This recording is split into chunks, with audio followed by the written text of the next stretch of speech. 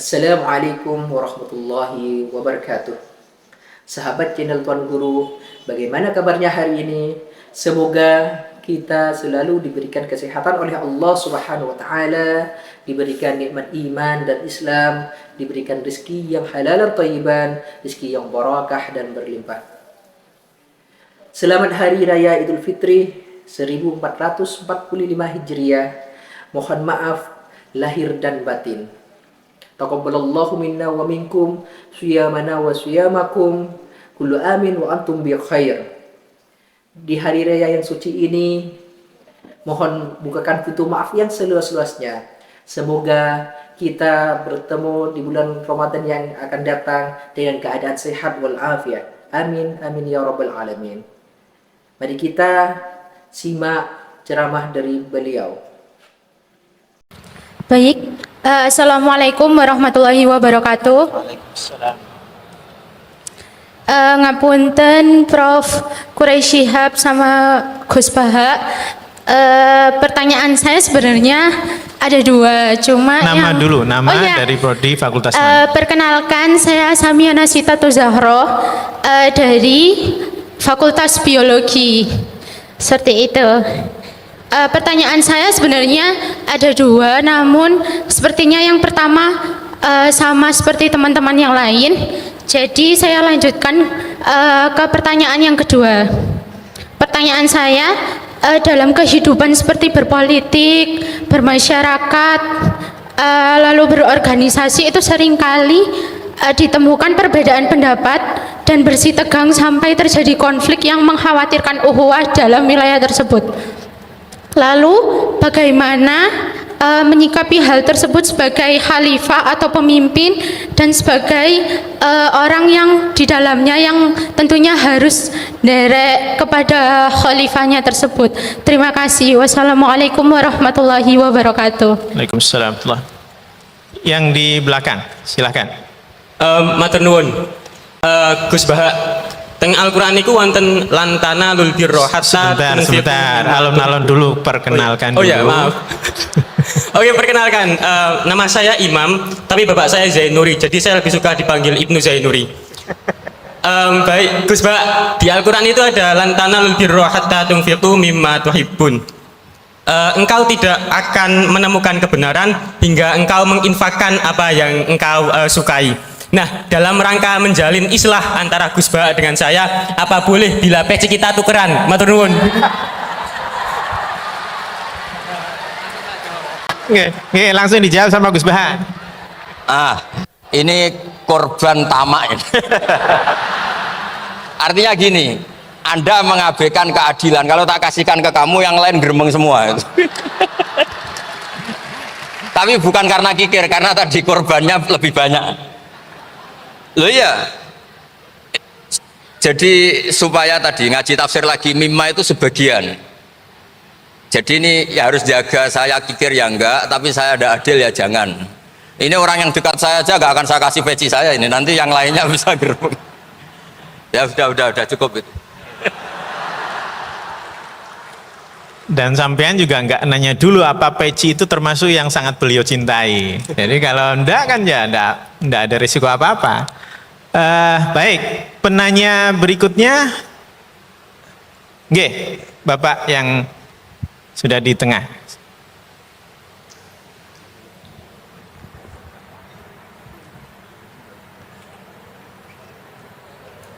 Sudah. Tes. Bismillahirrahmanirrahim. Assalamualaikum warahmatullahi wabarakatuh. Perkenalkan, nama saya Muhammad Amalia Sumbada dari Ekonomi Vokasi. Seperti masnya tadi, karena bapak saya Suprapto, saya lebih suka dipanggil Mik Suprapto. Ini saya tulis di depan.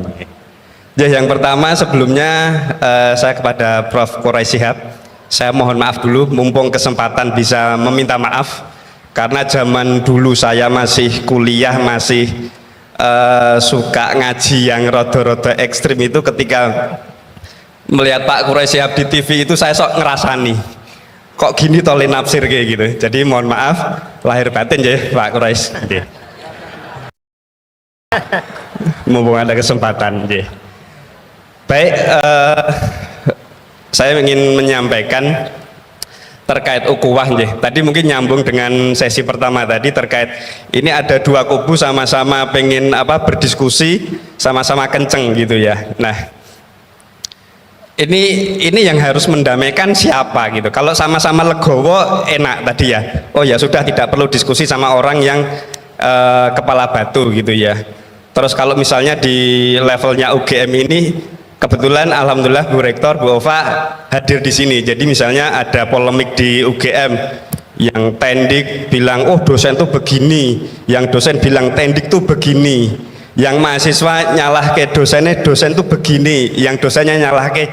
Nah ini kan ada pimpinan di atas untuk bisa mendamaikan karena hadir di sini. Nah yang jadi pertanyaan saya, menjadi kekhawatiran itu ketika di ranah dakwah, apakah umat ini memang ini ujiannya umat untuk melihat para alim ulama ini saring serang. Jadi misalnya kalau kita belajar distribusi normal itu kan pasti ada 10% ekstrim kanan, 10% ekstrim kiri. Yang tengah-tengah itu biasanya ikut-ikutan aja. Konteks misalnya di masjid, ada ulama yang ekstrim kanan itu selalu sholat itu harus jamaah, harus di masjid, harus tepat waktu dan sebagainya. Yang tidak itu salah dan merasa punya kewajiban untuk membenarkan. Nah, sedangkan ada ulama-ulama yang kebetulan Gus Bah kemarin saya nderek di Watu Congol sebentar sekali, Gus Bah ngajinya di Gus Ali. Alhamdulillah di sini kepanggih lagi. Itu Gus Ali itu tipe-tipe ulama yang ngopeni jamaah. Ya sing penting sholat. Ora iso saiki ya kodok kan gitu. Ya engko dirapel.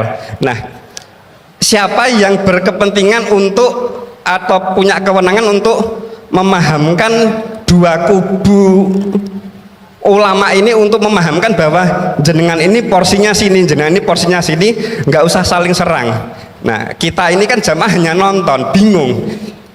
Kesannya itu kita ikut di sini disalahkan sana, kita ikut yang sana disalahkan yang sini. Nah, ini kira-kira harus tugasnya siapa untuk memahamkan para alim ulama ini bahwa beliau-beliau ini punya porsinya masing-masing, tidak perlu mengikuti ranahnya yang berbeda. Mungkin itu saja. Matur nuwun. Assalamualaikum warahmatullahi wabarakatuh. Waalaikumsalam. Kalau pakai logikanya Gus Bah, bingung itu perlu disyukuri, karena itu artinya masih mikir, masih punya kepala dan kepalanya masih berfungsi. Bismillahirrahmanirrahim. Tadi yang dari Magelang ya, yang tetangganya Gus Ali tadi Bali, yang minta maaf sama Pak Quraisy. Saya mewakili beliau, sudah dimaafkan. Karena saya tahu kalau tradisi orang alim, tradisi kiai itu memaafkan itu ibadah, jadi enteng saja. Apalagi pas Anda ngerasain itu nggak ditulis kok di aras, karena nggak ngefek. Saya satu cerita ini hadis sahih di Bukhari, nggak bisa dipertentangkan. Ini hadis sahih di Bukhari, di Muslim. Di antara yang diapresiasi Allah itu adalah potensi jahat kita tidak kita wujudkan. Kalau seluruh rakyat Indonesia, tidak usah seluruh, 1/4 kita ini maling semua. Itu negara miskin kok, karena biayai kita di penjara 2 tahun, 3 tahun. Separuh kita mentalnya membunuh, habis Indonesia. 1/4 saja, 1/3 saja, 1/8 saja punya mental killer, itu habis Indonesia. Ketika rakyat kita, ketika tetangga kita, masyarakat kita tidak melakukan kejahatan, itu ketertiban yang sejati. Maka semua bentuk ketidakkriminalan yang dilakukan oleh rakyat Indonesia itu awal dari aset bangsa ini. Coba kalau semua orang mencuri, habis negara untuk biayai di penjara. Semua orang kriminal, berkahnya mereka tidak melakukan, Indonesia baik-baik saja. Sebab itu ketika ada sekian kebaikan, Nabi terakhir ngendikan apa? Takufu syarroka anin nas fa innaha shadaqatun minka ala nafsik. Potensi jahat kamu jangan kamu lakukan, itu sudah menolong peradaban. Para gadis tetap gadis karena nggak diperkosa. Orang yang punya kambing satu tetap punya kambing satu karena nggak dicuri. Orang yang berkarir tidak terhenti karena karakternya nggak dibunuh, tidak dihujat, tidak dihentikan, tidak disetop oleh cibiran, oleh bulian. Maka di antara 7 orang yang dilindungi Allah, Fi dhillihi yauma la dhilla illa dhilluh, itu Nabi hanya cerita orang yang nggak jadi. Di antara yang diceritakan Nabi dalam sebuah hadis, saya ini lelaki sejati, sangat mencintai sepupu saya, dan saya mau ngumpuli dia, tidak mau sampai saya kasih uang 100 dinar. Setelah saya kasih 100 dinar, saya ingin ngumpuli dia dengan cara salah tentu. Dia gak mau dan berpesan, la tafuddal khatam illa bihaqqi, kamu jangan ngumpuli saya sebelum nikah. Singkat cerita, pemuda ini gak jadi melakukan hal yang nista, yang gak benar. Itu sama Allah dijadikan wali, berkahnya nggak jadi. Jadi kalau potensi kejahatan kita tidak menimpa orang lain itu sudah luar biasa. Jangan nunggu berjasa kita dapat penghargaan setelah kita jadi kiai besar, jadi dosen UGM, jadi ini itu. Semua masyarakat kita yang menahan potensi kejahatannya itu adalah aset sejati Indonesia. Karena sekali mereka berkejahatan, entah itu mencuri, merkosa, habis. Harapan kita sebagai bangsa habis. Tapi selama ini nunggu ngapresiasi itu yang bentuknya fi'lu, yang bentuknya mereka melakukan apa, sebetulnya enggak. Tidak melakukan kejahatan itu sudah bagian dari kebaikan yang luar biasa. Terus yang terakhir tadi yang pertanyaan pemimpin muslim dan non muslim. Memang ini wilayah sensitif, tapi sebetulnya bisa dianalisis secara fikih. Ya saya ulang lagi, bisa dianalisis secara fikih Nusantara, fikih kebangsaan. Alhamdulillahirabbil alamin. Telah selesai kita menyimak ceramah dari guru kita Gus Baha. Semoga apa-apa yang beliau sampaikan tadi menjadi ilmu yang bermanfaat, bertambahnya ilmu buat diri kita sendiri dan orang banyak. Amin ya rabbal alamin. Sekian dari kami, manakala ada kesalahan mohon maaf yang tiada batasnya. Wabillahi taufiq wal hidayah war ridha wal inayah. Assalamualaikum warahmatullahi wabarakatuh.